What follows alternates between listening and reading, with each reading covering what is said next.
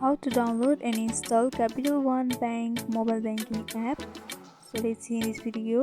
Before moving forward, make sure to like this video and subscribe our channel. So let's begin.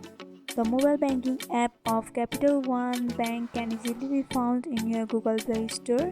So for that, first you have to open up your Google Play Store on your device. After that, in the search bar, you have to tap and search for Capital One mobile banking app.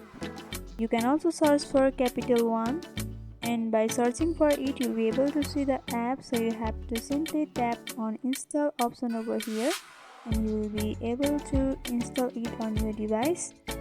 After installing the app, you have to log into your mobile banking account by fulfilling the necessary documents or information.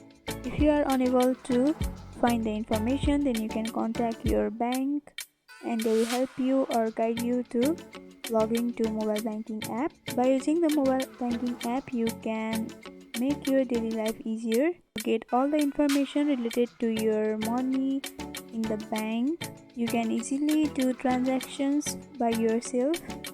You can pay for everything from over there. It is quick and safe, and if you miss the card sometime, then you can lock your card through your mobile banking app, due to which your account or money in your bank will be safe.